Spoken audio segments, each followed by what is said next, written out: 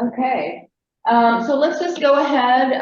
My job today, I'm not actually managing this project. I'm just making sure that Southdale Neighborhood Association gets a permit.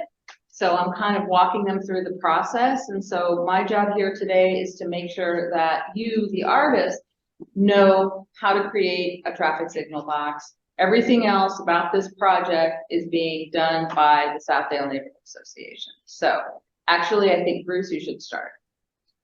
Good morning. Welcome to Bethany Lutheran Church and to our Southdale Neighborhood Association Heritage Project.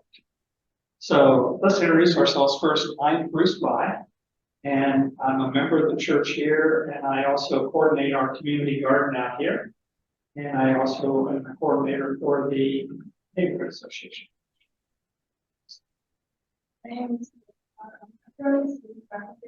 You're gonna have to speak much louder. Sorry. My name is Deb Parr. I study graphic design at Purdue University right now, and I'm a second year.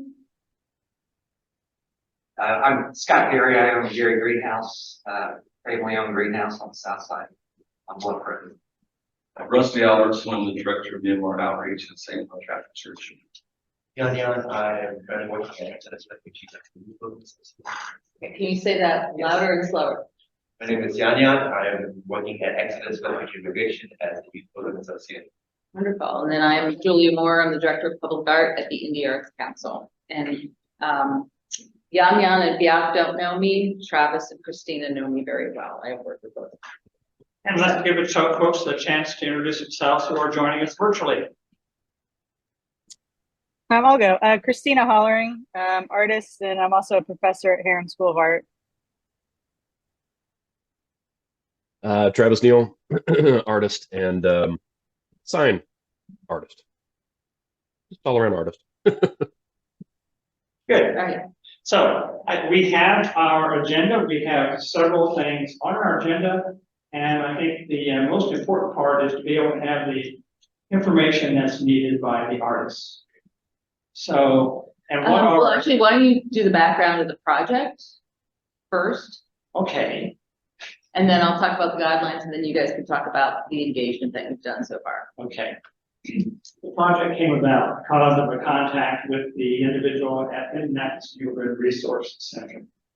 And our question to her was, we have a relatively new neighborhood association. And we are wanting to do things that improve the quality of living of the individuals in this area. And our question was, how is it that we go about raising the profile of the existence of the neighborhood association, and what can we do to bring this community together? And so we had our neighborhood association meeting, and one of those questions that we had for them was, as you think about the South Side, what is it that rises to top of mind as to how would you describe the South Side? And think not only of the present, but also the past. And so in working with an individual at Indianapolis Neighborhood Resource Center, we were able to apply for and receive a $10,000 grant for public art for traffic signal boxes. And so those funds are actually through the federal government, referred to them as COVID dollars.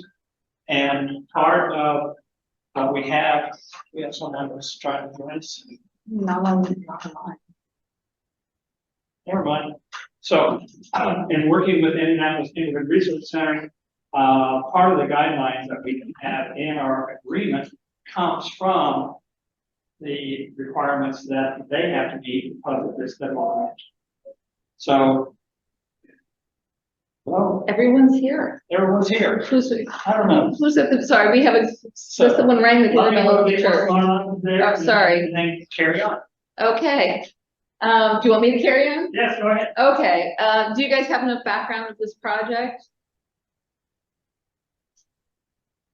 Travis, Christina, Biak, Yan, do you have enough? Okay. All right. Well, Bruce wants me to carry on. I don't know why.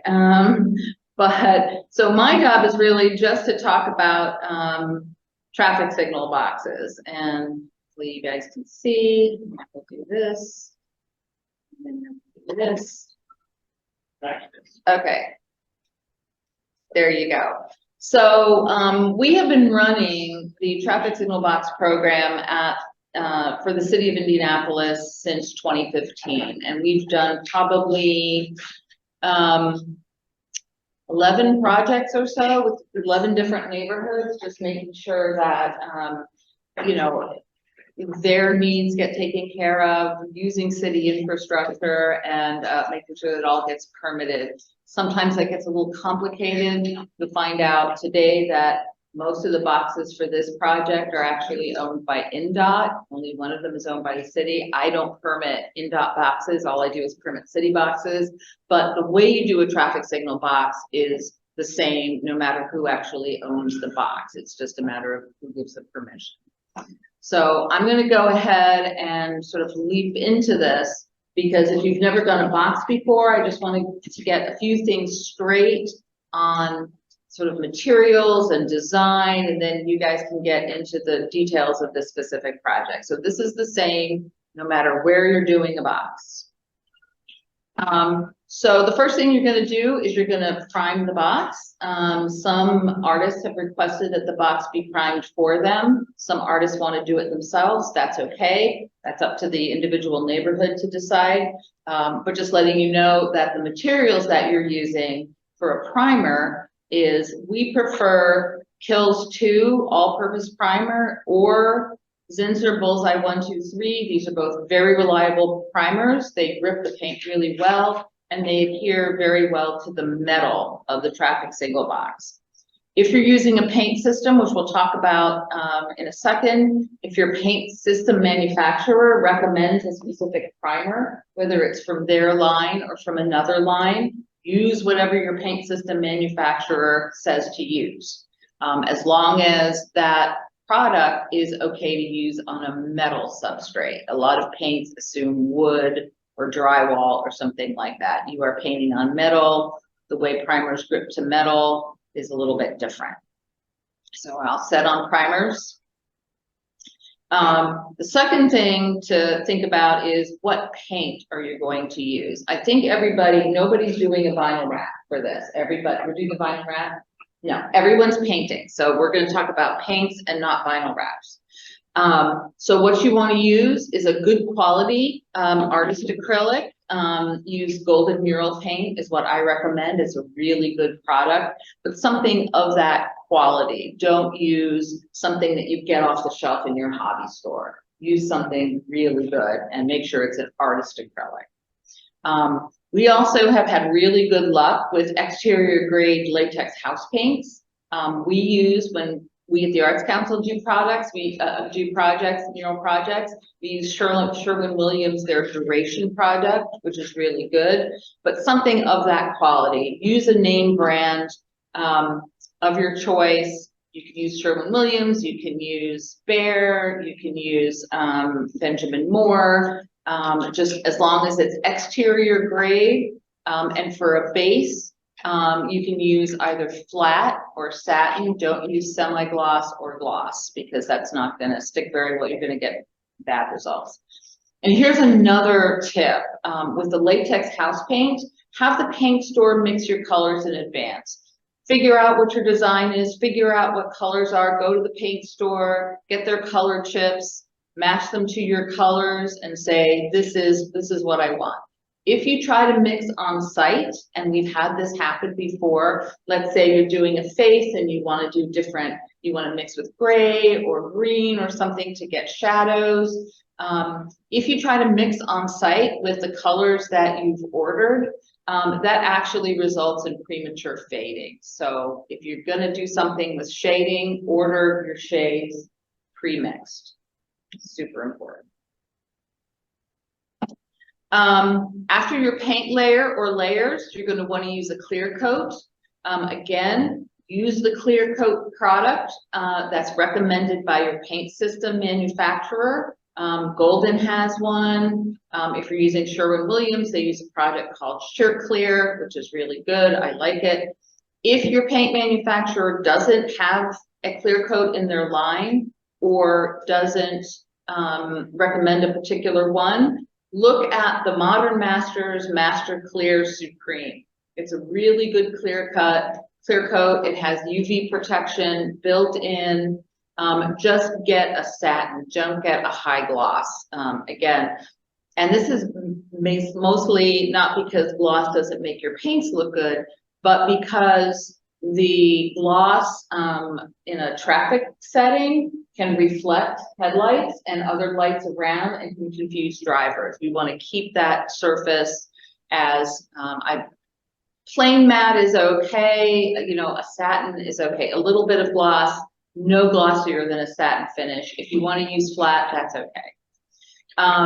If you want to go super high end and you want to spend the money, instead of just using a clear coat, use a product called Mural Shield.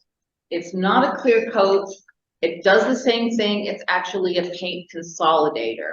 So if you think about how paints are made, they're pigments that are suspended in some sort of a liquid, a base, and it gets the color. Mural Shield makes the color pigments and what it's suspended in kind of bond a little bit closer together, and then makes them bond to the primer stronger. It's a really great, it makes the colors a little brighter. Some people say that they didn't know the colors were as vivid until they used this Mural Shield product. That's fine, but know that if you use it, it is going to punch up the brightness a little bit. And it's also a UV, very strong UV protectant. A wonderful product. We use it on our murals. It is very expensive. Just letting you know. You don't have to use it, but if you want to go high end for durability, that's really good. But just whatever you use, make sure that your clear coat has UV protection built in. And then over the clear coat, use a graffiti protection layer. And when you're thinking about what kind of graffiti protection, there's a lot of it out there.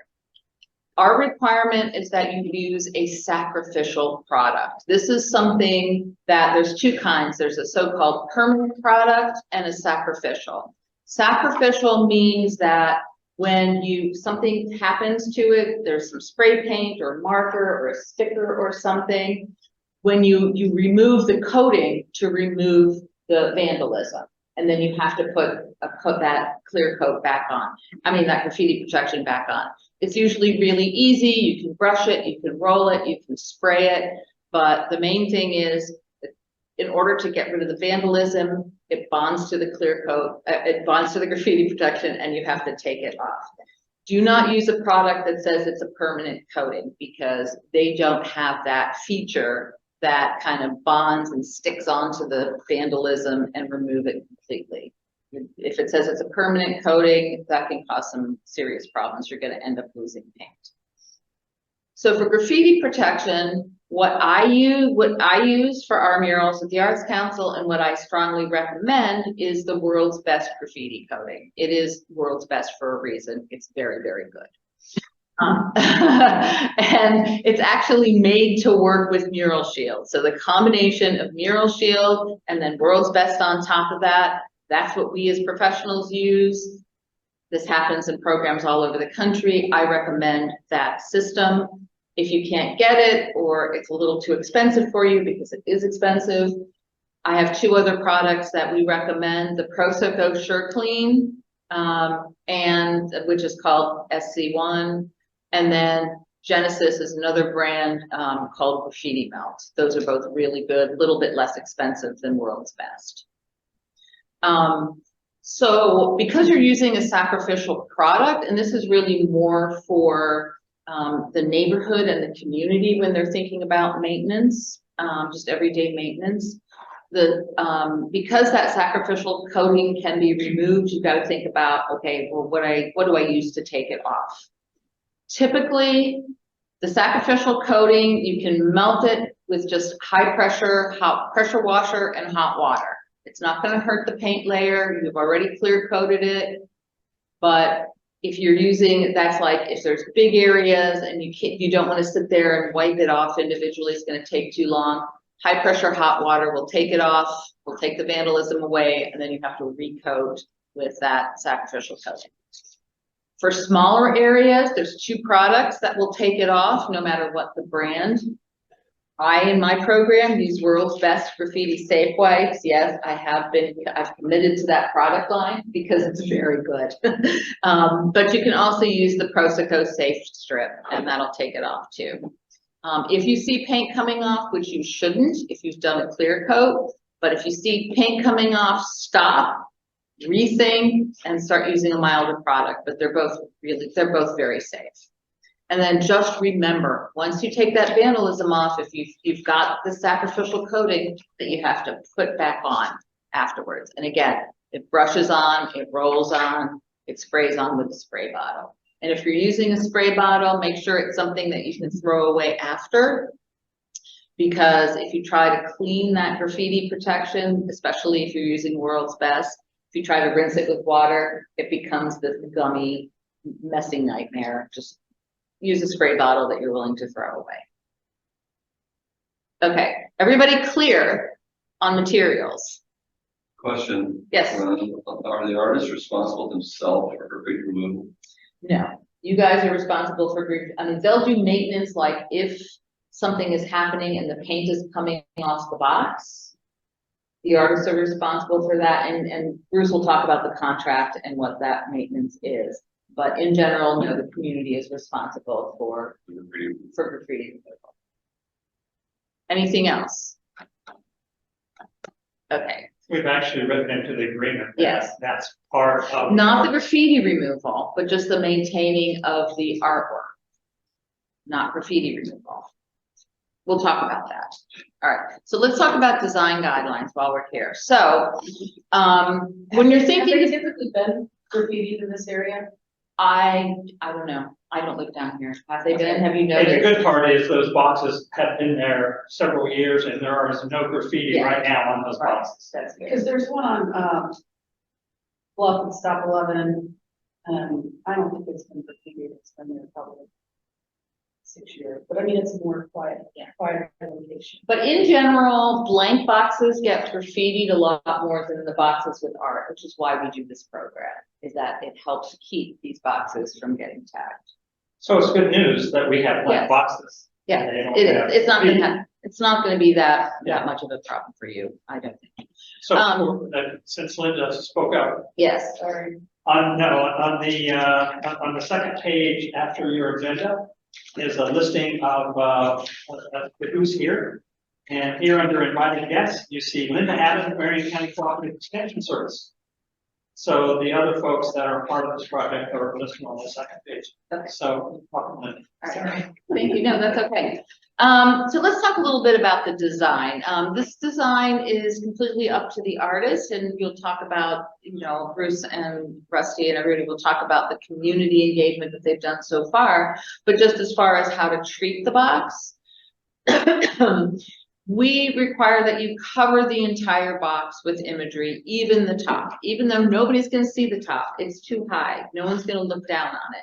But for the sake of having a complete paint layer and to keep it easier to maintain and less likely to peel, cover the entire box with that imagery.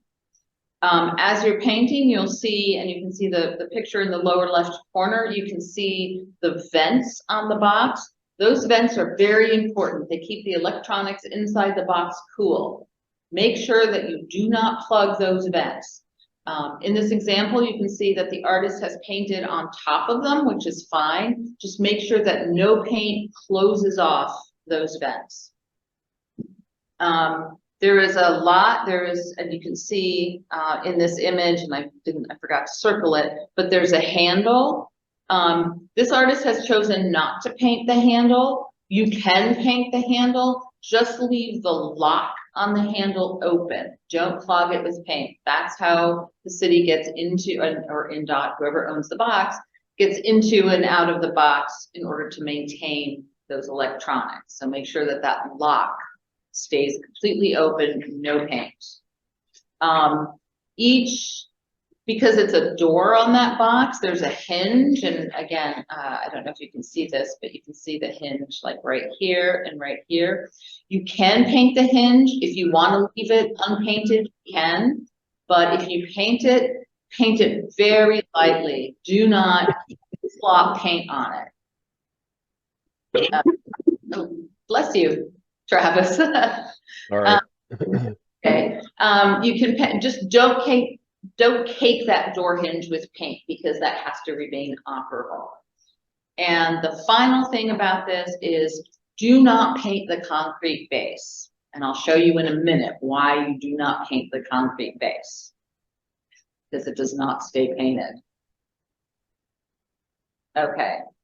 As far as how to develop your imagery, try not to use very large areas of flat color. That actually attracts tagging. People see that as a new surface for them and they attack it. Don't do that. Wrap the design around the box. Try not to treat each side as a separate image area. You're going to be given a template, so that, which is basically as if you were to slice all the corners of the box and roll it out flat. That's your design template. So the design should be continuous all the way around, just like on the template. And then when it comes on the box, it wraps all the way around. And that's just for unity. And it also just makes the box look a lot better. Don't use any text on the box. Text is very distracting for drivers. This is something that I promised the city I would make sure that everybody knows. So no signage, no welcome to Southdale, nothing like that. No text at all. And here's the other thing is, as you're developing your design, there's going to have to be an area on the short side that's away from the street or just really away from the drivers, around 1 square foot. And there's a required notice that goes there, and it has your name, the title of the box, the year completed, and some text that lets passersby know who to call or email if they see that the box needs maintenance. So you guys, as the artists, are responsible for putting that text on. You can do it any way you want. You can do it hand lettering, you can do it as a sticker, you can do it as a stencil, but as long as that text is there, that helps the box stay maintained. So let's take a look at some of how these sort of work in practice. So here's an example of a box, and none of these are local. I've pulled them off the internet. So this design is an acceptable design because it's continuous, it wraps around the box, it includes the top, and it's busy enough to discourage tagging. However, so you see this bottom part right here, it's some metal that they left undone. All of the metal part of the box should get done. Here are a couple of examples of designs that are very attractive, except they left too many areas of just open flat color, and that will attract tagging, especially the white. So don't do that. These are amazing designs, and the reason I love them is that they are super, super busy. And I defy any tagger to find an area on these boxes that is going to be satisfying for them. So again, they don't have to be this busy, but make sure that your design doesn't leave any of that open space for taggers to grab onto. Here are some examples of designs that fail to wrap the design around the box. They're treating each side separately, and so you can see how disconnected that looks. That's not what we want. We want that design to be unified. Think of it as a three-dimensional single painting, not a space for 4 separate paintings. This is the example of the text. This is text that's clearly designed for pedestrians to help them learn how to cross the street. But these boxes aren't signage, they are art. We expect you to treat them like art. Imagine if you're a driver and you see this box, you kind of want to try and read what's on it, right? And that distracts you from your driving, even if you're stopped at the stop sign. If you're not, if you've got a green light, you're going to slow down to try and read what's on the box. We don't like that absolutely no text on the boxes. And this is my example of, you see what happens when you try to paint on the concrete, it peels right off. And this is because concrete is porous and it has to stay porous. If you try to do a layer on the concrete, it's going to seal in whatever moisture is there, and that moisture is going to want to come out. And the way it comes out is by pushing off that paint. So just don't paint that concrete. And okay, now that I've told you what not to do, let's talk about what we would love you to do. So feel free to use your own style. You were chosen for this project because the community really liked what you did. So be yourself. Don't be afraid to be culturally specific if it refers to the neighborhood or your own culture, but please do not appropriate somebody else's culture. Feel free to just refer to community features or history or what your community engagement process has said that they wanted these boxes to be. Just absolutely follow those guidelines from the community. Here is another one that I think a lot of artists kind of fall prey to, is that they get really ambitious for these boxes and forget how much or how little they may actually be getting paid for it. So scale your effort to the fee that you're getting paid. Don't do a lot of, super high level shading that takes a lot of time. You're out on the street. Do something that is going to be commensurate with your fee. Don't overpay. Don't overwork yourself for the fee. And then finally, be fun, be clever, be interesting. I've seen some amazing traffic signal box designs, and the best ones are the ones that are just so neighborhood specific. They reflect the community. They reflect the nature of the box. I mean, the one I'm showing on this slide, the box is actually kind of boring, but I have some examples where the artists have used features of the box and gotten really clever about it, like this one. This is a site that has several boxes, and this happens to be a vinyl wrap because they've reproduced photographs, but the idea of using this multi-box format to try and match and make it a really interesting presentation on the corner, I'm very excited about. So that's an example of an artist being really clever. And I know artists. I've worked with artists for 30 odd years. You guys are amazing. Show how amazing you are on these boxes. Okay, any questions about design? And you'll hear about the community engagement, and you'll hear about the specific neighborhood and site in a minute. Is there, this is probably going to be covered, but are they allowed to do, I assume they're not allowed to do religious imagery or not? They cannot, well, so you cannot do religious imagery if it's for the purpose of talking about trying to convert someone in that way. But you can have religious imagery if it's in the context of talking about, let's say there's a box and there's a historic church on that corner. You can reproduce that church. You can talk about historic features. You can talk about the history of the neighborhood. If a particular neighborhood has a history of different churches that different communities attended, and the purpose of your box is to talk about these communities through the history of their churches, that's okay. Does that make sense? And so they could have a cross on it. If it's in the If they're across the street from a church. If they're across the street from, but it really can't be seen as advertising for that church. Okay. Yeah. All right. Yes.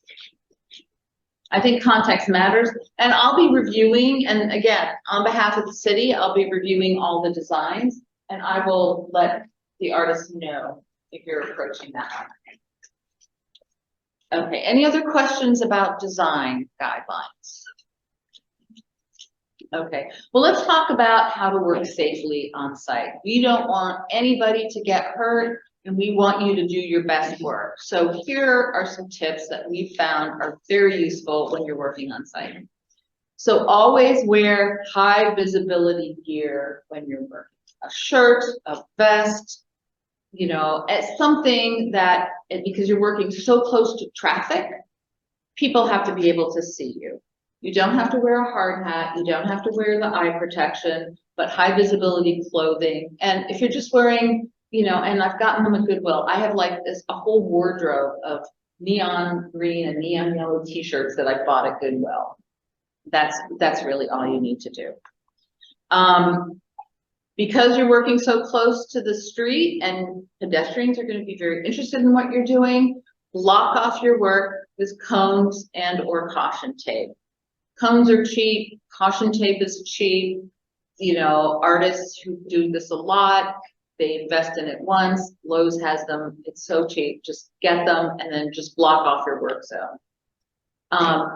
If your box is like right on the street, and I don't know what it's like out, it's not so bad down here, but there are a lot of sites closer to downtown where the box is like literally right on the edge of the street. Think about getting a lane closing permit. And if you look at your site, you go, you know what, I don't have enough room to work here, I don't feel comfortable, I'm right next to the street, you can get a lane closing permit from the city. Project managers, Bruce, Linda, I can help you apply for that. It's pretty easy.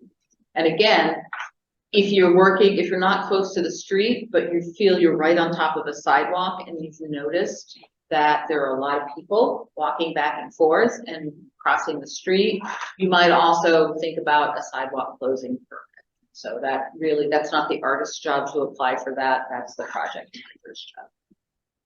And again, I can help with that. Think of yourself. Think of how you're going to be comfortable working on the site and plan for that. So bring food, bring water. If you don't happen to be located next to a place that has food and water, there have been some artists that have been very happy because there's been a restaurant right there.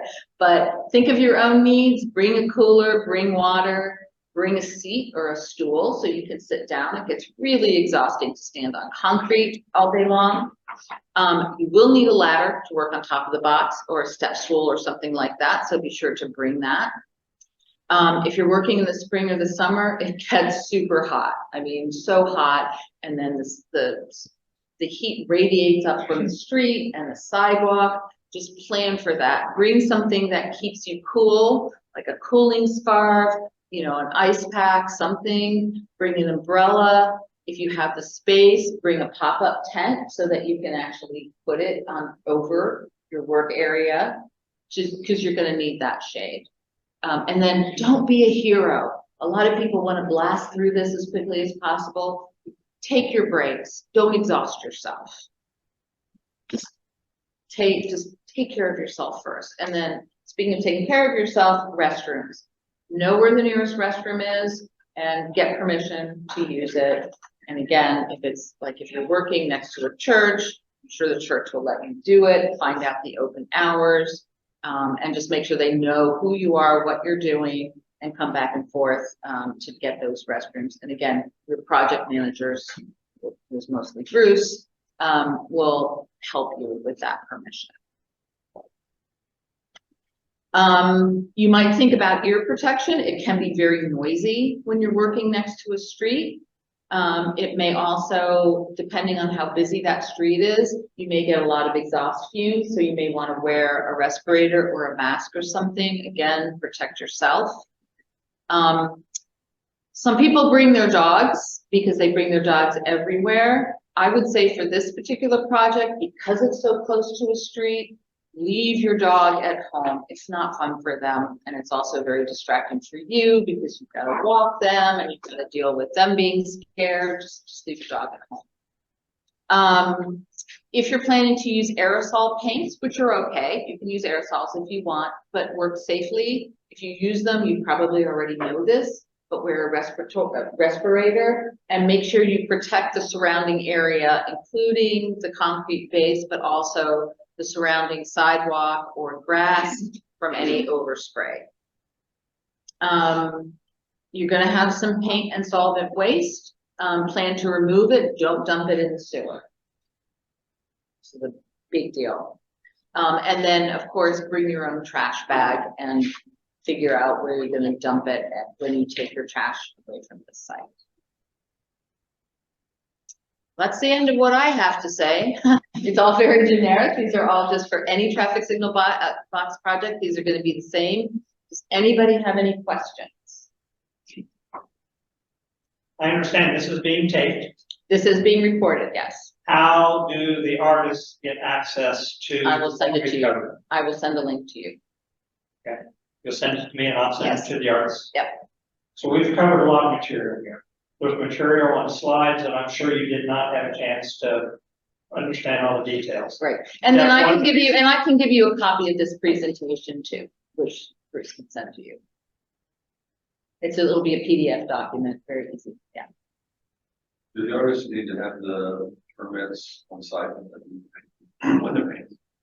If you are getting a street closing permit, No, I mean the permits just for. No. Ascertain. you don't need that, that's something else, people will know. What happens is, once the designs are approved and a memorandum is signed with the city puts it, they have this master system. And so when anybody's going to either maintain that box or if they're driving by, their system will have the authorization in it. It's all computerized. Julia mentioned the possibility of having cones and also a ladder. We have cones out here in the parking lot. And they're there mainly for the snowplow people to know where the pavement is and where the grass is. But guess what? You're gonna be painting in the summertime. So if you want to use those cones out of our parking lot, you are welcome to come and take those, and we ask that you bring your patch. Okay? A ladder. You may not have a ladder or access to a ladder. We're within 2 miles of all of these boxes. We have ladders here at the church. If you want to borrow a ladder, let me know. I have a pickup truck. I can bring a ladder to you and we can take care of that. So don't get, if you want to utilize those 2 resources, you're welcome to. Okay, any other questions? Travis and Christina, do you have any questions about this? Nope. No? Christina, you good? Yep, all good. Okay. I am going to stop sharing because my part is done. And now it's you guys. I'm gonna stay for the rest of the meeting, but in case there's any questions, but you've heard my spiel and I'll be the ones, I'm working with the neighborhood association to get this project permitted by the city. Like I said, I don't permit the NDOT, but NDOT will want to see the exact same things the city will, so we're making this happen. As we look at our agenda, I'm thinking that we drop down to part number 6. And it's looking at our time frame and kind of the next steps. Okay. And Julia, this is going to be helpful to have your input on also. That as we look at what we have in our guidelines with the agreement, we have a completion date listed as the end of June 30th, to be able to have the project complete. Now that what needs to happen, as I understand the major steps between, you are in a position to be painting, having the beautiful artwork on these boxes. We need to be able to have your proposed design. And as I understand, that design is reviewed with our art committee, specifically the person that you're working with for your particular box. Okay. Also, then that design is submitted to transportation, either Department of Public Works or Indiana Department of Transportation. They have to approve the design and provide a permit before you are allowed to go ahead and start. Do we have any idea how long that process takes? The city, NDOT, you can assume it's going to be 30 to 45 days. The city, depending on what their workload is, can usually turn it around within 2 weeks. I mean, I have a direct line to the people that approve it, so. So in one case, it could be as much as 45 days, in the Yes. other case, it could be 2 weeks. Yes, The difference is the one that's 45 days are the ones that are on a US highway. US 31, US highway. That has to go through Indiana Department of Transportation. They're the ones that take 45 days. So that impacts you, Yan. Yep, you got it. So as we look at our agreement, there on the bottom of the first page, one of the things that we have is when you will be submitting your designs. I left that blank because I wanted to be able to have the discussions with Julia's input to be able to say, okay, what makes sense? For given that we want to have the project completed at the end of June, it's going to take maybe a month and a half to be able to have the approval. yeah, I would say, for everybody, if you have it by the 1st of March, you should be good. And any earlier, especially, I would say, if you can get it before the 1st of March, if you have an NDOT box, that would be better. You really can't paint outside on site much before the 1st of May anyway. So, yeah. We're giving you some time here. I mean, realize it's not a really, really tight time schedule, right? Correct. But you have other things involved with your life, and you're a student in college, and you go to figure out how to fit this in, right? So so, Julia, help me understand what happens when the artist submits their design. Do we as a committee meet and review all 4 of those designs? How does that Well, I mean, process if they come in at different times, you can, just revert, you can just send them around via email and get feedback. We don't have to all meet at the same time. Would it be able to, you overview them first?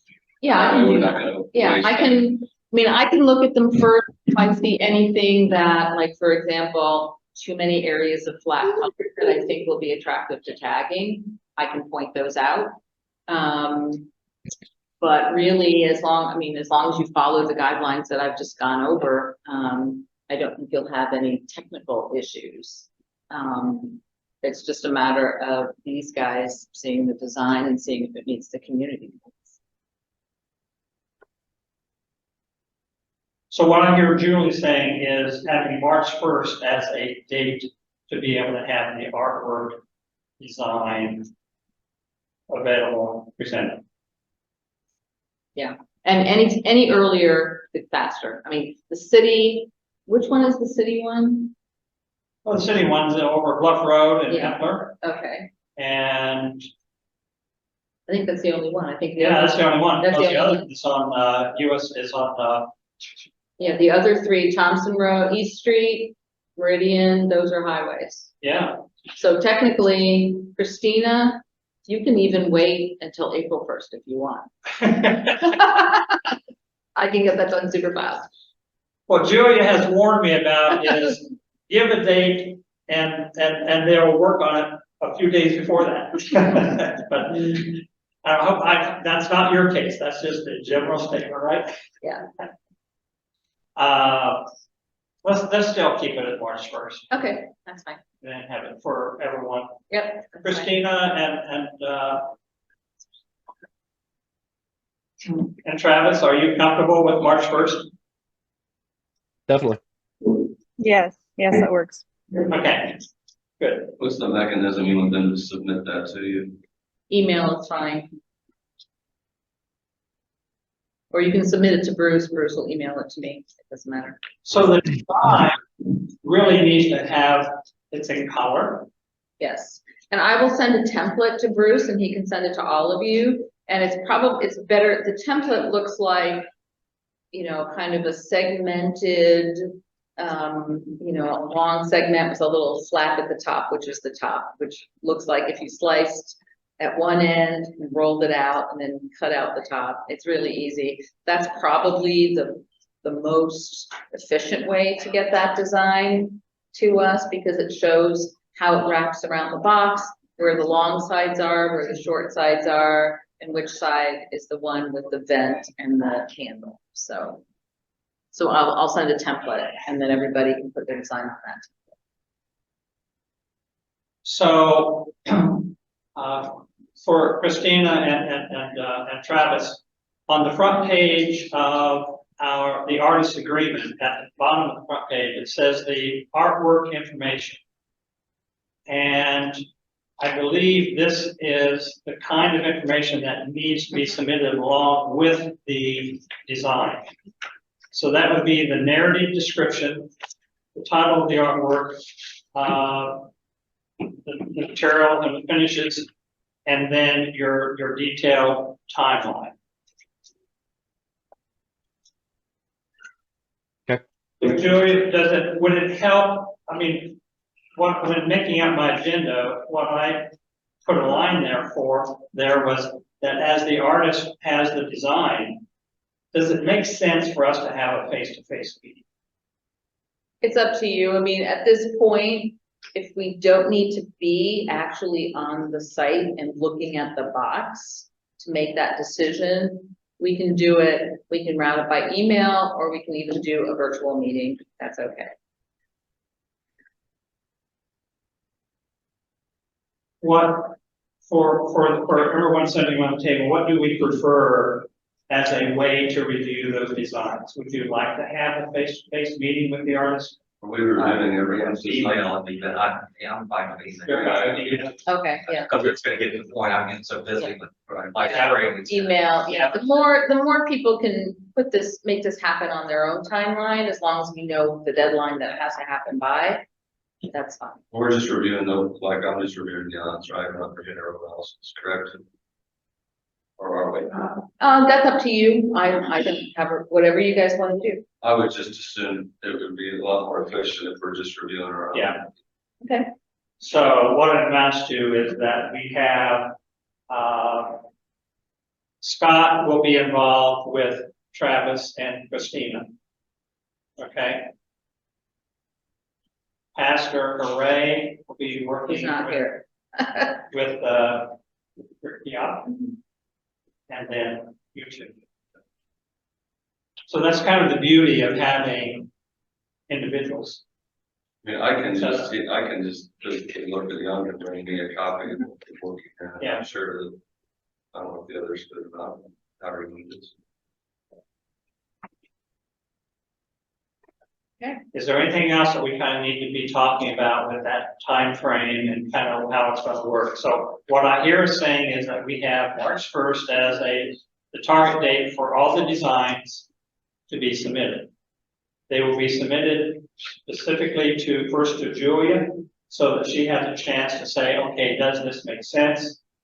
And then within a week after that, you are able to send it to Yes. other individuals that Yep. will be reviewing Can it, do that. okay?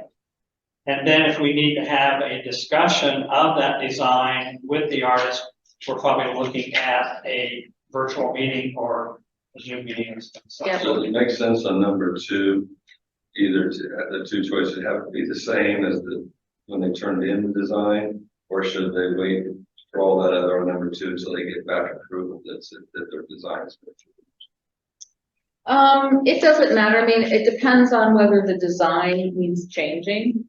And we'll know that. I mean, I'm not going to, and I can only speak for the city, and I can look at all the designs. I know what NDOT will approve. I know what the city will approve. I will know just by looking at it if there's anything that needs to be changed, or if I'm gonna say, this is perfectly fine, you know? Especially if I know what it's gonna be made of. I mean, I have done this with the city for years. You know, when we first set up the program, we made all those materials decisions, all those design decisions, everything that I just went over. As long as you stick to that, it should be very, very easy. So we'll deal with that, we'll deal with number 2. Well, let's look at the first item at number 2, the narrative description of the artwork, including the concept. Yeah, all of that comes together. I mean, I would say everything under the artwork information, it comes together as a proposal. I'll take a look first, just to make sure that all the technical requirements have been met. You guys take a look at it for the artistic requirements. Whether you like it based on whether it works according to your community's requirements. So number 2 also has a deadline of March 1st. Yes, everything under number 2 is March 1st. Okay. And So- then you guys, all the artists individually talk about your timeline, but just know that everything has to be done according to the community and their circumstances by June 30th. Just FYI, guys, I've given you copies of Christina's contract, just so you can see what's going on. I'm gonna need those back, because those are signed copies by that, so if you need something to take notes on, let me give you another copy. Okay. I'm just putting March 1st on. Because I That's didn't- okay, that's okay, I'll just, I'll replace it. Okay. Yep, so, so time-wise, and your time frame, you're kind of looking at a timeline of between now, March 1st, and then allowing, our review should maybe take 2 weeks. If that, it'll take a lot less. Well, okay, allow 2 weeks for the review and the discussion. Yes. And then you're looking at being able to paint and have the finish by June 30th. So you kind of have your time frame worked out. When does the artist get reimbursed? Get payment? Okay, if you look at section number 10. Section number 10.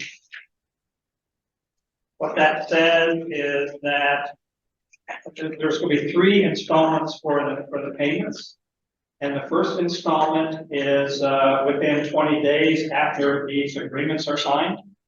And we have a target to be able to have the signatures today, and Travis and Christina will be working with you on that later to figure out how we get the agreement signed.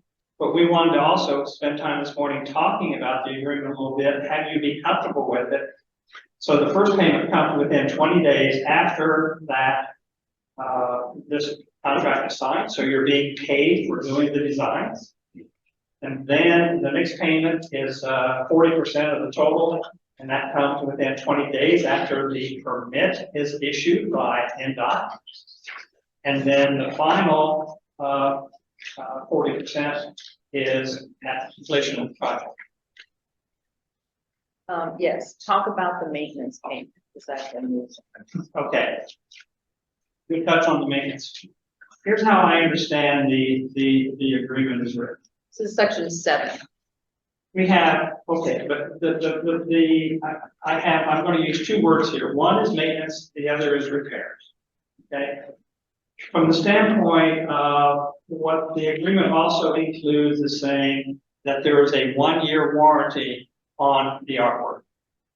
And that if there needs to be maintenance on that during that first year, that is done at the artist's expense. Okay. After that year, we have 2 things that could be happening. We can have maintenance, we can have repair.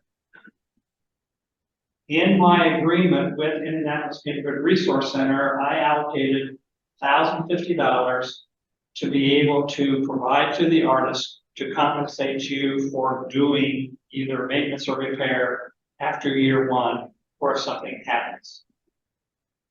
What Indianapolis Neighborhood Resource Center came back to me and said, you set this up, you have a period of time that goes past 1 year. Our guidelines say that you have to spend all your money within 1 year. So I took $1,050 and divided it by 4. And that's how we came up with $262.50. So each one of the artists is being given $262.50. And that is for the start of compensation for repair. If you are working at a rate of $45 an hour, that money allows you time for about 6 hours to be devoted to doing what needs to be done. If you don't have to do any of that maintenance or repair, you get to keep that $262.50 and don't have to do anything for it. If you do, it'll be the first 6 hours will come out of that amount. And then if there is more than that needs to be done, we need to be in communication. But if there's additional work that needs to be done, we get an estimate as to what the cost is. We say, yes, go ahead and do it, and you'll be compensated at $44 an hour for any additional work that has to be done. So that's why that $262 is in there. Sorry, $262.50 is in there, and why it's added to your final payment. Do you have any questions about that? Does that make sense? So that's above the other payment. It's over and Yes. above. Yeah. I mean, what we originally announced as the compensation to the box. If you look at your agreement, it's actually more than what we said, and it's more because of it. I needed to meet Indianapolis Neighborhood Resource Center departments, and they said, go ahead and spend it. And I said, fine, I'll give it to the artists. So there we go. So, plus it meets the other requirement. Linda, you have a question? Okay. Any questions, Travis or Christina? Does that make sense for how that's set up? Yep, sure does. Does it sound fair? Yes. I mean, yeah. Have you, this is probably some Johnny come lately, when someone normally does and paints a box and uses actual paint, do you have a ballpark figure of what that's cost people? in the past or It just depends on the level of quality of the paint that they use in the system. It can be, as long as it meets the minimum technical requirements, you can go above those. I mean, paint doesn't cost very much. You're not, depending on how many colors you use, you can get your paint in little quarts for each color. I mean, it's like there's not a lot of square footage there. So I would say you will have enough paint left over from doing the box to hang on to do any repairs. So like the coatings that you mentioned, you said Yeah. they were really expensive. Like, what is They that? are- When you say they're really expensive, what do you mean? So the world's best graffiti is like about $80 a gallon, which is about probably twice as much as the paint. And then how much does it take to cover? Not very much. I mean, I have like some of that Prosecco, you can get it in a quart. A quart will probably cover the entire box. So then you have plenty of leftover. If you guys want to split the cost of a gallon, do it. I don't care. If you want to buy the expensive stuff and then split the cost and somebody hangs on to it to just store it, that's fine. What was Travis gonna say? Travis, did you have a question? I was just going to point out that on painted surfaces, that clear coat stuff, it will get 600, 700 square feet. So, And this is 64 square foot. Yeah. It's not very big. A typical standard size P box is like 64 square feet. It's small. And actually, you really have the responsibility to measure the boxes yourselves, but you may have noticed that I gave you my rough estimates of those boxes. And so it ranges all the way from 54 square feet to 99 square feet, Travis, because you have what's referred to as a double box. You realize your box is big. yeah, I saw it. And it's fun. And I trust Travis to be very clever about how he uses that space, because I know Travis how he works. So, as we have, let's check here on time limits. how much more time does anybody have? I do have to leave, I have to leave before 9:10 because I have an appointment, I'm gonna go buy a car. I have to You're execute, gonna. I have to execute paper, I have to be at Martin Honda, we're buying a car, I have to execute all of this car paperwork, so I have to leave in about 10 minutes. You're gonna leave in 10 minutes. Okay. Let's take advantage. Is there anything else here on the agenda that we know we need to be having Julia's input?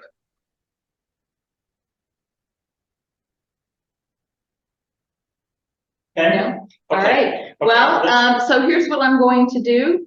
Because this is my Zoom, I have to make somebody a host. So I will make Bethany Lutheran Church the new host. Okay, And then I'm going to make you the host. Yes. we're still gonna be able to be Okay. connected with Yeah. Travis. and- So if I leave, that means if I leave, as long as that computer's still on, you're connected. Okay, we're So- still on. Okay, great. Nice seeing you guys. Any questions, let me know. I will make sure that you get a recording of this and I will make sure that you get a copy of the template and that you get a PDF of the presentation that I just gave so you can refer to it later. Thanks, Julia.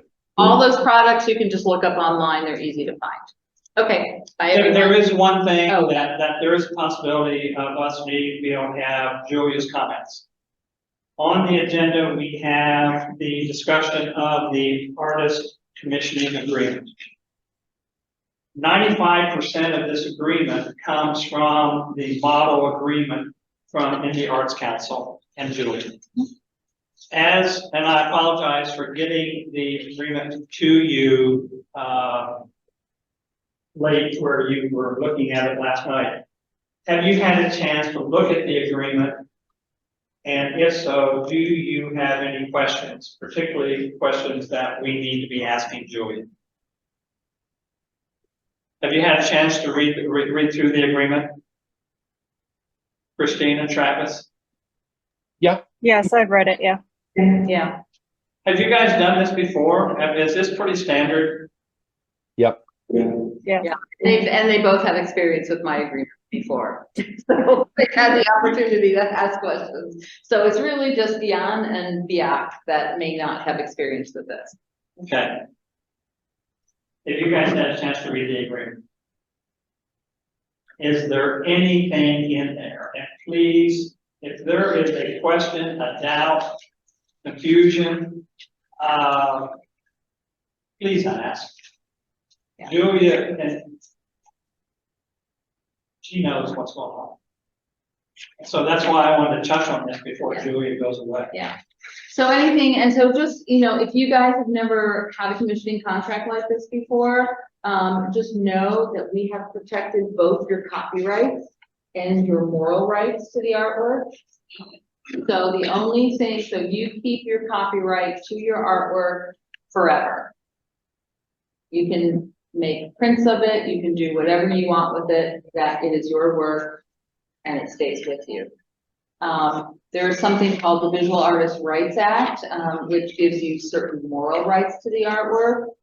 We have asked for a tiny little bit of waiver of some of those rights. One of the rights that you get with that is that if someone destroys your work, or alters it in any way, you may have the chance to sue. We're not taking that away from you, but this agreement makes it very clear that whoever owns the physical box, whether it's INDOT or the city, they get to make the decision whether that box stays or goes. So if something happens, for example, they want to upgrade the box to a different kind of box and they take it away, you have waived a part of your rights that allows you to sue them for taking your artwork away. Hi, come here. Hi, guys. Sorry. Thanks for coming. You joining us, future artists? But all your other moral rights to your artwork remain intact.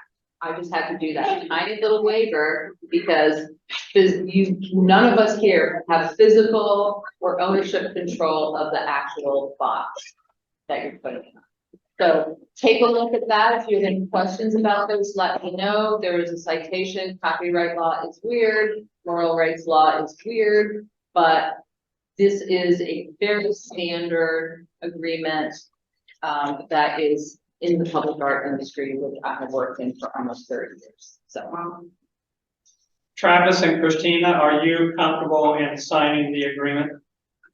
Are there any questions, or is there anything that you believe needs to be changed in the agreement? Since Nope. okay. Okay, All right. Well, if anything comes up, Yeah. either tell Bruce or email me directly. I have a copy of this. I'm going to leave my print copies here. And I can answer any questions about the agreement. And this is telling me that I need to go buy my Do car. you So, stop the recording before you leave? In order No, for it to no. Download and get a hold no, of it? as soon as the meeting is over, it'll download. So when, as soon as I leave, because I've made this computer the host, it'll continue. But it'll download inside Zoom, so you can. actually- It'll download to my cloud Okay. because I was the originator. So, okay. See you guys. Yeah, I'm used to going to my own computer. That's fine. yeah, do you have any questions about the agreement? And are you comfortable in signing it today? Okay. That's wonderful, because then we send you a check. So also confirming on the front of the agreement is your address. Is that the correct address to send your check? Christina and Travis, is that your correct address for me to send you the check? Yes. Okay. And Travis will, yeah. Anything else besides to cover with you pushing? All right. Bye, you guys. Joey, one other comment that you might have with this. The next section we're going into is providing information to help the artist, what we refer to as artist Yes. inspiration. Yes. Tell us the kinds of things that we really need to be covering to be able to help. You need to be covering, any history of the area. You need to cover anything that the community has communicated to you that they would prefer to see. And then anything that you have in your head that are absolute no-goes. Like, so here's an example. I'm right now working on what seems to be millions of projects related to the All-Star. And I found out that the Pacers do not want any basketball imagery that has to do with the hoop on a barn. That is just a thing in their head. They did not want to see that. That is not the image of basketball that they want to promote to the world. So I had to make sure that all the artists that I'm working with, I'm probably working with about 30 artists, no hoop on a barn. That's part of Indiana's heritage. Well, I know, but they didn't, but as far for an international basketball event with numerous celebrities, no hoop on a barn imagery. So what is your hoop on a barn no-goes if you have any? So just letting you know. Okay. Julia, thank you very much. Take care, everyone. Christina and Travis, we have been going for an hour. Does anyone need to take a restroom break? Or are we okay? Nope. We okay? Yeah. All right. Okay. So let's go back up to agenda item 2 and 3. So let's start first with 2. And what I have on the agenda is for the benefit of the artists, the history of Southdale as a vegetable and flower growing area.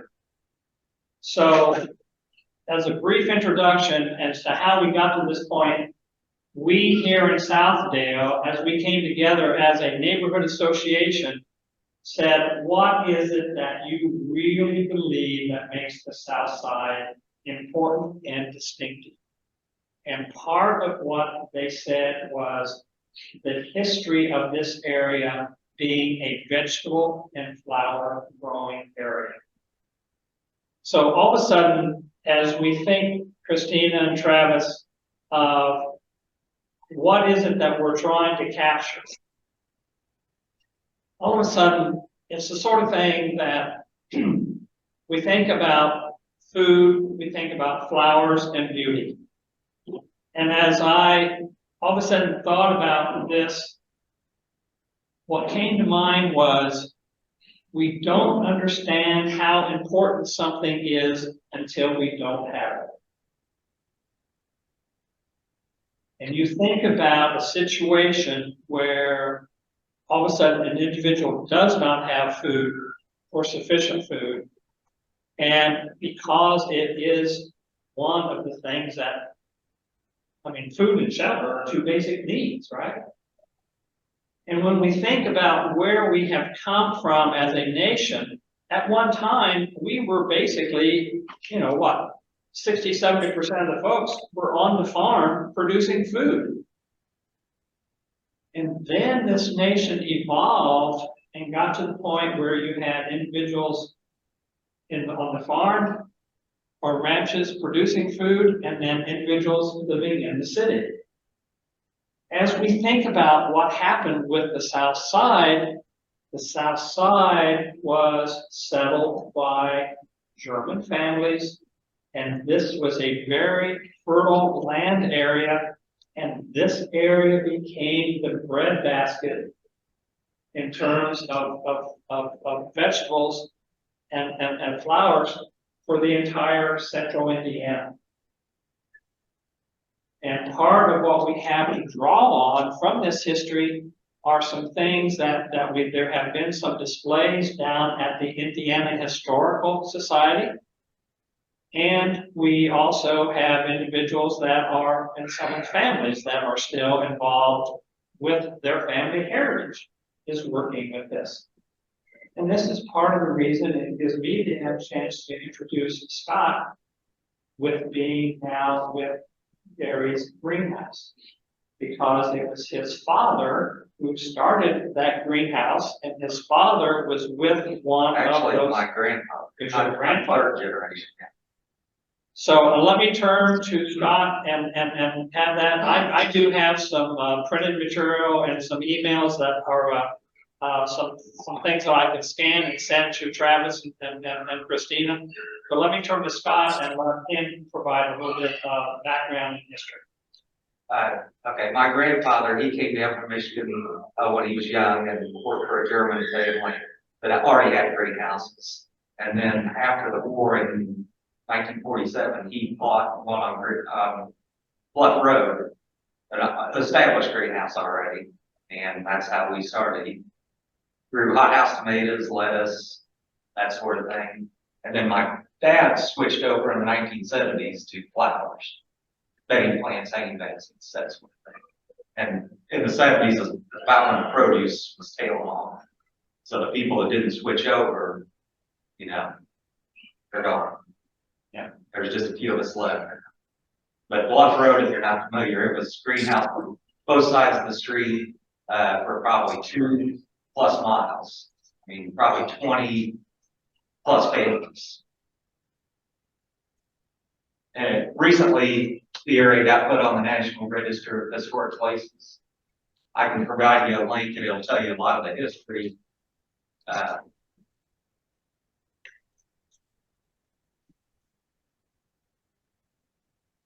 Other than that, and it was glass greenhouses mainly. There's very few left.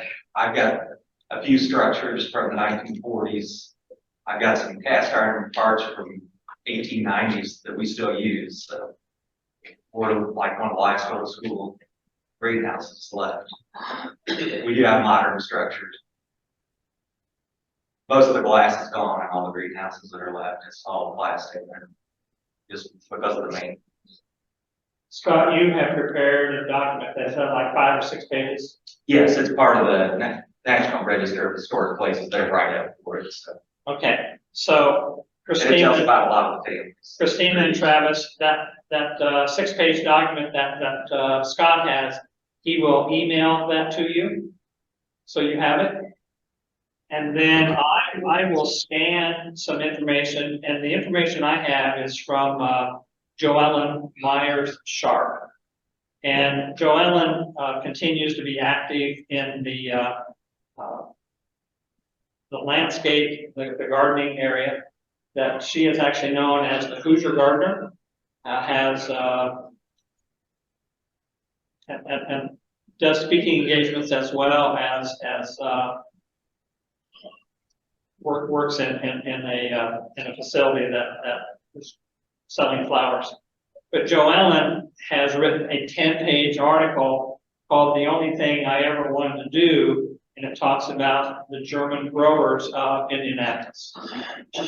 Joellen was also involved with helping with the display down at the Indiana Historical Society. And at the Historical Society, they tried to capture the history of the importance of the German families here on the South Side. So I will scan the material that is from that Indiana Historical Society display. And included that is some text that gives the introduction and background, some of the historical photos, and information on the grower families and the impact that they had. So hopefully that will be, I mean, part of what we were wanting to do was saying, let's capture the importance of this area as a vegetable growing area, but then we also have flowers. And when you think about flowers and European culture and so forth, my family, or my wife's family, comes from Europe. She actually came through Ellis Island after World War II. And they had fresh flowers in their home almost every day. Flowers were very important to families and their welfare. And part of this was also a flower growing area. So I'm thinking we're looking at vegetable growing, we're looking at the beauty of flowers. Scott, any additional comments on that? Yeah. Travis and Christina, what questions do you have for us? You mentioned the display at the Historical Society. Is that still up? No, that has been taken. No, it was a couple years ago, 3 or 4 years ago. Yeah, Okay. it was in 2018. But what I have are the photos from that display. And part of what I can scan and send to you is information from that display. Okay. Okay. Travis, questions, additional input that you would like to have from us? Nothing at this point, just looking forward to seeing these documents and digesting the information. And also, as we send these to you, realize, I mean, you will have, I'll send you Scott's email. You'll have ours, mine. Hey, any questions and so forth, please come back to us. Oh, definitely. And so forth. Rusty. Additional comments or comments that you would like to have that would be for the benefit of the applicant? No, I really don't profess to know more about Myanmar than Biak and Yaina does. I had a good fortune being able to visit Myanmar in 2019, and also some of the refugee camps in Malaysia and northern India this past year. We've got a large Burmese population in St. Mark, but I think Indianapolis, especially the South Side, is probably home to the largest Burmese refugee population in the world, in the United States specifically, with I think over 25 to 30,000 Burmese refugees on the South Side. Yeah. So I would say that what most people don't know is that the culture within the culture is very diverse within Myanmar. I think there's probably 35 to 40 languages that are spoken. There's probably 15 to 20 different ethnic tribes within the group that are totally different from one another. And within the St. Mark, we have probably 7 or 8 of those ethnic tribes themselves. And then from the South Side community is probably even more. So I would say that I know Young was a student of mine when I was principal at St. Mark. And I know that obviously has the the influence of the country and the heritage that they were selecting things that represent the refugee population plus their country on these boxes to show people this house had the beauty of Myanmar. And if you don't know, Myanmar and Burma are same country. Sometimes people don't understand that. So I would say that I would trust 100%.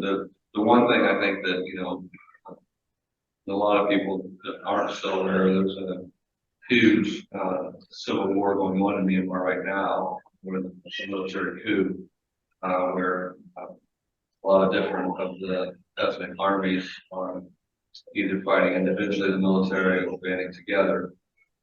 And I know that a lot of the refugee families have come to the United States, not directly because of that coup, but because of other oppression, whether it be religious or financial, because of that, and to seek a better life.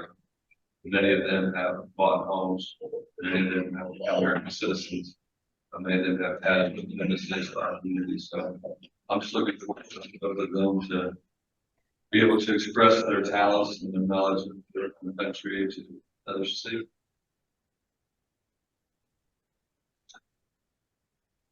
Linda, you've had the opportunity to be able to have interaction with the refugee Burmese population.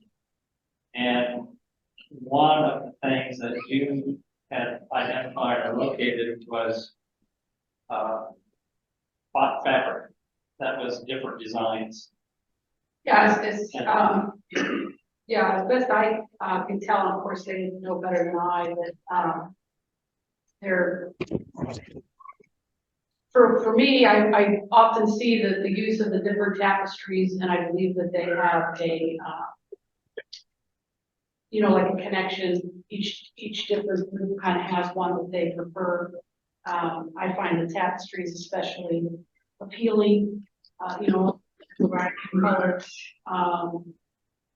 And for me as an American, which is, you know, I suppose my opinion is not worth all that much, but I feel like I know that it communicates to each other. You know, like I was given an outfit from the Matu, so it has a different tapestry than what I usually see out in the community. Of course, for me, I'm like, am I allowed to wear it when I go to, you know, different groups, or, you know, am I going to be like communicating something I don't know I'm communicating? So I haven't worn it, but anyway. But the reason that you were presented that was that you did some special things for. Right, yes, we worked with the church and helped them not have their church confiscated by the county twice. And they were able to get some money back, and we're actually doing that again. This one's gonna be a lot harder for another church. But anyway, here's an example just online that we picked up where it shows the different ones, although some of these I haven't seen, but anyway, I like that one, I see a lot of it, that one. And I think it's a great point you bring up, because I think that each of the different tribes, each of the different tribal groups, that's the correct word, has an independent or a specific fabric that is to their heritage. Right. But it's not also, and I educated a lot of my English speaking families, it's, and I say this kind of off the cuff, it's not a gang symbol. Oh, I had one ask me yeah, that. wow. So the education is, it's not, but it is representative within our own Myanmar community. My wife and daughter has a whole ward of different ethnic that they've been given, and we got to Myanmar, and some are Zomi, and some are Palam, and some are Makah. My daughter Grace sings in the different languages as well. So they're not offended, you know, that you wear their tribal to someone else's. Similarly, I've got several Burmese Zomi, and I got some when we were in Isle, some Mizo scarves as well that wear. I get more questions from my English-speaking fans than I do from Burmese friends. Yeah. The Burmese, to be honest with you, as a principal and it empowers them to wear their clothes. It makes them feel that you have a tie and you care about the country. So is I would say that that's the only issue, and I don't know if that's the right word, of starting to put different fabrics and different patterns on these boxes is you're gonna leave people out. Right. And you cannot, I mean, both of you could tell me you could not include every single tribal group of Myanmar on a box. But I think that the generality of the colors, you know, is certainly important. And I think would represent very well within all the communities. I don't think you're gonna get a group to go to the mayor and say, why weren't we on this box? And then I don't think that's gonna happen. Anyway, so yeah, if there's a way to incorporate that or whatever, just so that it communicates. Like one of the questions we didn't ask her was about flags. I mean, it all depends on what you guys come up with. I think I've asked her before about political things. She said no. No flags. Well, Myanmar flag, to be honest with you, is seen even Myanmar people. The Myanmar flag don't have a one, but the one with the green and the star and white is seen almost by some groups as not their flag. Right, yeah, I wouldn't recommend theirs as much as maybe we should. Yeah. The Czech flag in itself, there's so many different versions. Yeah. I think it's risk, I think the flag is risky, but, because of that, and of course, you know, a lot of the Chin people that I interact with, they prefer not to use the word Myanmar. So, it's good to know when you use words or lettering, because, you know, it's. A preference, so. I wouldn't consider it. I think if both of these artists had it, well, they would probably include the things to represent what's going on in Myanmar. But I think they also realize that that's not they're not going to allow that, nor should probably on a traffic box be the point of that. Well, it's gonna have a long-term stay, so that they have a. You know, long.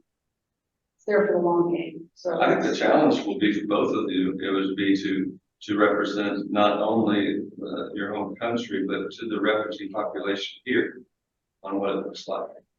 Because it's amazing some of the things that are happening in the Myanmar community that you don't even know about, and ownership of businesses and interaction with them in the community and so forth.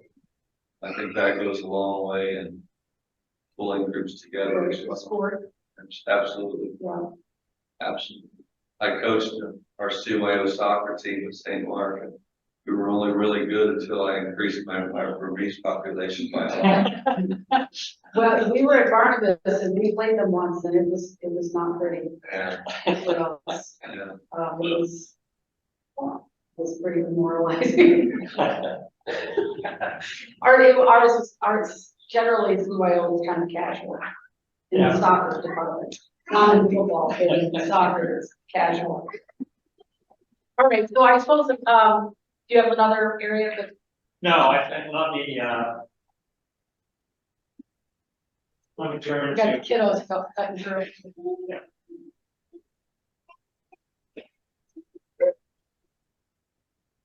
Bye.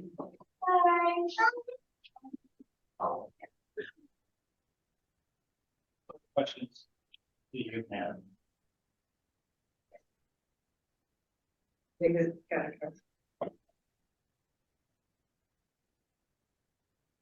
can be a challenge, but it's also a huge opportunity that as we, as a neighborhood association, said what really are the two biggest things.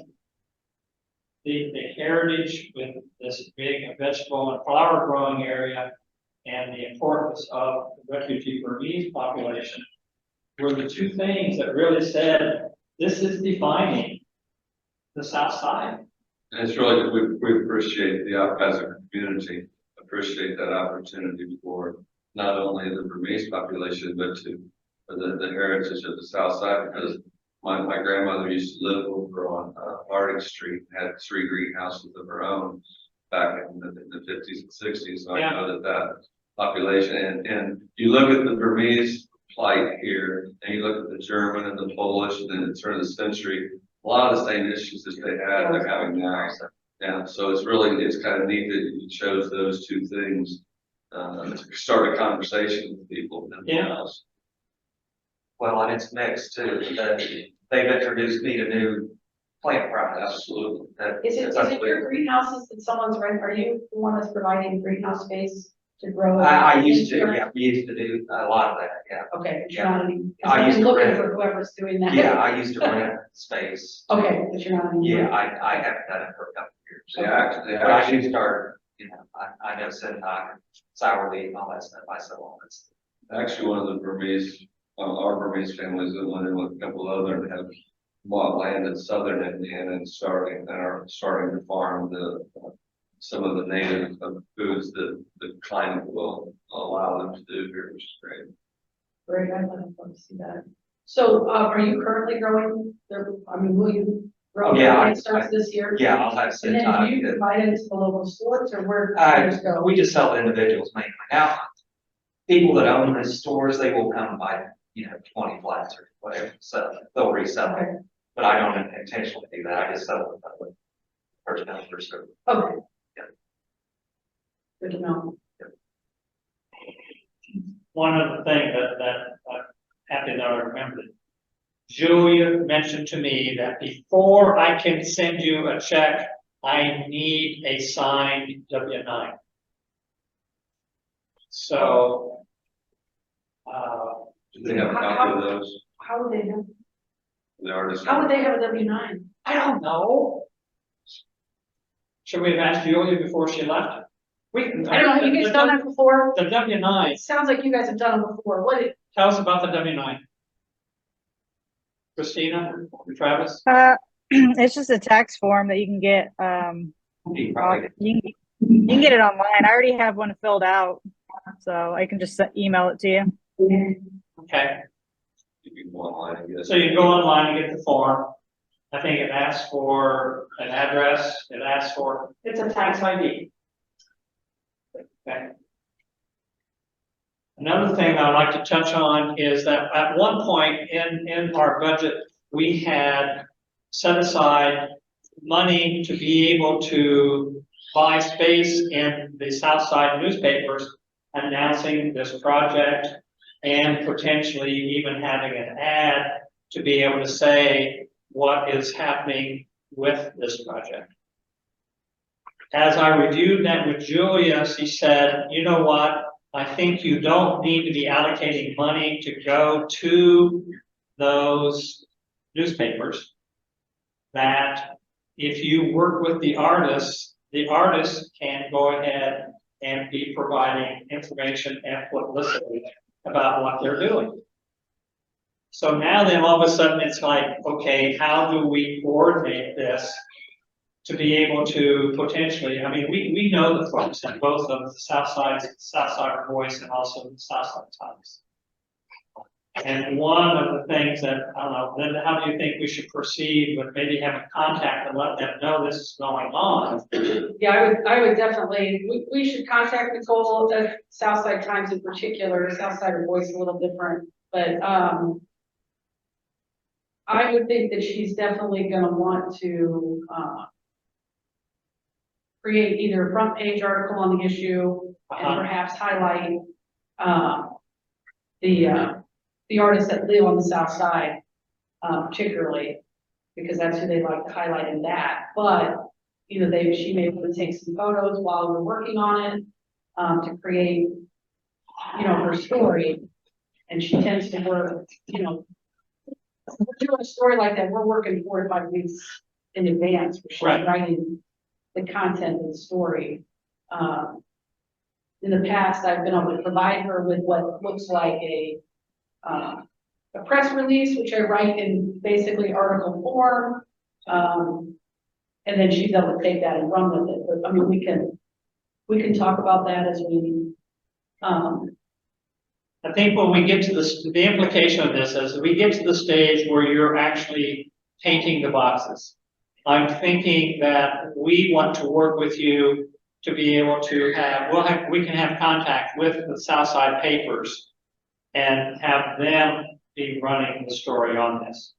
Other things that you want to be doing to promote your own work and what you're doing, please go ahead and do that.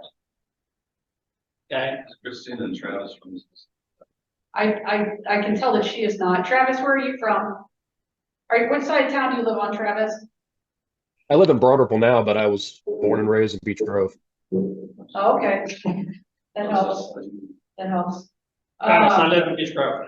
But I mean, I think that she will also, I mean, I could also visualize her doing where she puts all, you know, a photo of the five, is it five, finished Four. product, four finished products on the front. I mean, it's just a matter of us talking to Nicole and having her, just like you guys, an artist, visualize how she wants it to present. And then usually, like I said, there's a cover page and then it goes and there's an inside article, Yeah, you know, halfway to the paper. Southsider Voice is much, different. Theirs are very brief and usually would entail, gosh,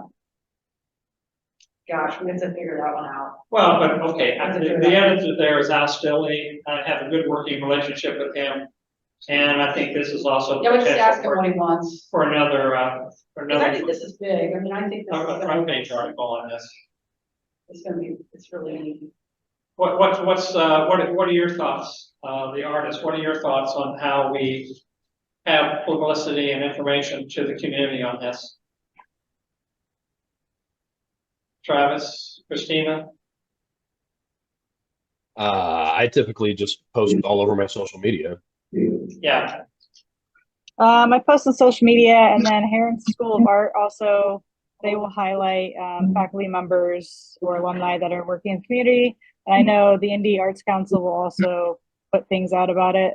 And then in the past, I've provided information for different news sources that they could publish, like if there's anything specific, or I've submitted photos of me working or whatever. So it's up to you if you want to take the photos, or we can take the photos as we're working. Either way, or the news outlet if they want to take the photos. okay. Does the Southdale Art, does the, have a website or Facebook page? We do. Yeah. Maybe something to the website. We have a, Southdale has a Facebook group, a private group, but neighbors go into it. So yeah, we can share posts that you guys make. We'll get their social media tags You and can, or all of you same guys. or stuff, just because you're on the member and I'm sure Okay. that different groups will post. Yeah. I think we're gonna get out. I have to go in 5 minutes. Okay. I think we're probably So- done. Do you want to end the thing or? No, let's kind of review kind of where we are and if there's anything else. The other thing here, Pastor Hooray is out of the country. That's the reason he's not here. And we can talk after the meeting, be out to see whether or not there's maybe a time that we can arrange to be able to have a Zoom call with him and be able to have his input, because he's going to be the one that is reviewing, the primary person that's reviewing the design. Jack, do you know Pastor Guerrero? Yeah. Heard Okay, I didn't know your voice. Yeah. So we've covered 1 or 2. We did not cover the responses to your questions, but that is, if you have any questions about the paints, et cetera, review the what Julia presented, get back to Julia on that. Okay. After the meeting, I want to work with Jan and Biak to be able to get the contract signed. We have that. What's that? We have covered everything. Is there anything else that, additional topics that we are needing to cover, Travis or Christina? No, that's good. Christine and Travis, have you guys both done these traffic boxes before? Yeah, I've done I one have. before. Do you have any suggestions real quickly of Biak or Jan on doing them? Julia covered everything. Okay. So if after you did one, what was it that you could say to yourself, boy, I wish I knew that before I started this whole thing? What were some lessons learned? I can't think of any stumbling points that I had. No, just bring snacks and water and find a restaurant. Oh, yeah, that I thing. I didn't do did it kind of power yesterday. through. It was in the middle of July, so I probably would have planned for the weather a little better. But other than that, no. Hey, the other thing, and I don't want to end this on a negative, but you will recognize in the agreement we have, if you're not able to follow through on this project, that, and it is not successfully completed, Indianapolis Neighborhood Resource Center says if this project is not completed, you pay back the money. And that's why that statement is in your contract that says if you don't complete the project, we ask that you pay back the money. And there may be circumstances beyond your control that you're not able to do it. And if that's the case, work with us and we'll figure out how to potentially have another artist step in and do what you're not able to do. So it's kind of like we're looking forward to successful completion, and let's do everything to make that happen. And we'll look at it on the positive side rather than the negative. But that's the reason that statement is in there. Make sense? Is there any other information that we need to be covering? So you need their, by March 1st, you need their everything. Yeah. And how soon do you need the W-9s? I need the W-9s before I can send You you a don't have any check. copies of those here. No, I didn't make one. You can go online. Yeah, so basically, the reason I faltered on that is I knew it was a tax identification number, which businesses and nonprofits have, but your social security number is your tax identification number, so it's simple to fill out. So fill that out and email it to me. And then further information on the photo and your up to date biography. That's simply so that we can have that material to be able to use for the list. So send that to us. Christina and Travis, we appreciate your joining us. You know what? I mean, we covered a lot today, and I really appreciate everybody being here. You don't know how much I appreciate everyone being here, because especially our 4 artists. Because just think about what we would have to do if we had to repeat this.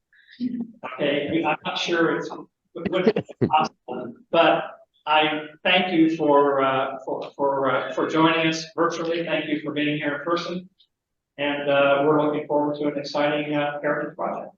Thank you very much. Thank you very much.